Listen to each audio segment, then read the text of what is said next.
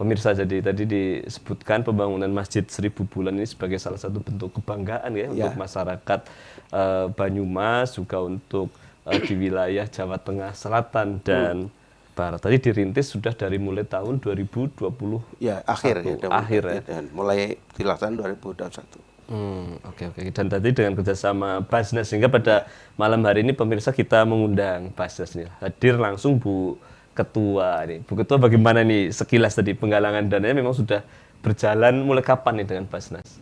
Iya, terkait dengan penggalangan Masjid 1000 Bulan ini berawal di bulan Juni kalau tidak salah ya, di bulan Juni, karena saya masih posisi waktu itu masih haji ya, tapi tidak ada masalah. Jadi seperti apa yang tadi disampaikan Pak Kiai, fungsi Basnas itu memang secara undang-undang, kita oleh Undang-Undang 23 tahun 2011 itu memang sebagai lembaga yang diberi kewenangan mengelola zakat, infak, dan sedekah ya. Di samping itu juga kita punya kewenangan lain sebetulnya, ada dana DSKL namanya, dana sosial keagamaan lainnya. Nah, dalam hal ini betul apa yang tadi disampaikan Pak Kiai Tefur, bahwa lembaga yang punya kewenangan untuk menggalang infak secara legal itu ya hanya Basnas, sehingga wajar kalau kemudian dengan kondisi yang tadi sudah diceritakan sedemikian rupa oleh Pak Kiai, ada rencananya sudah sangat bagus lah, kalau itu memang on the track ya, tapi ternyata memang pada kenyataannya di tengah jalan ada banyak kendala, sehingga mengajak kerjasama dengan Basnas.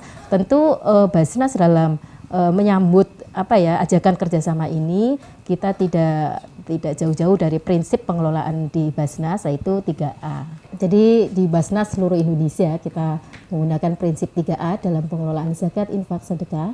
A pertama adalah aman syar'i, karena zakat, infak, sedekah ini adalah merupakan penggalangan dana yang disyariatkan oleh agama, sehingga dalam penggunaannya mulai dari pengumpulannya itu kan pengumpulan sudah harus sesuai dengan syariat. Apa syariatnya? Harus sudah masuk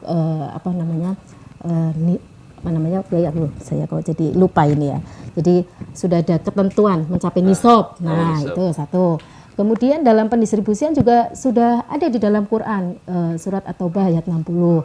Jadi ada 8 asnaf, tidak boleh kemana-mana tuh. Itu aman pertama, aman syar'i. Lalu yang kedua aman regulasi. Aman regulasi tentu dalam penggalangan dana, pendistribusian dana yang dikelola Basnas itu harus sesuai dengan undang-undang, sesuai dengan peraturan yang mengikat ke Basnas tentunya. Kemudian yang ketiga adalah aman NKRI.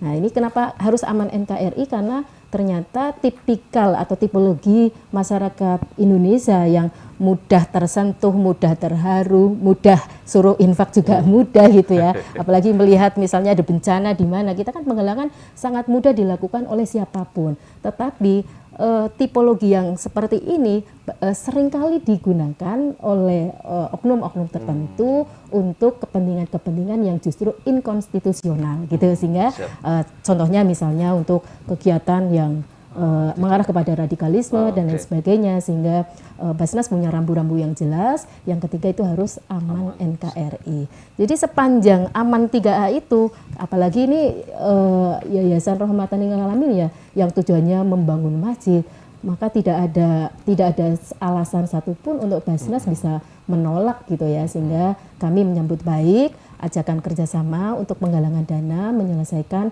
persoalan masjid yang sampai hari ini masih kita bisa saksikan bersama-sama, baru kerangka-kerangkanya.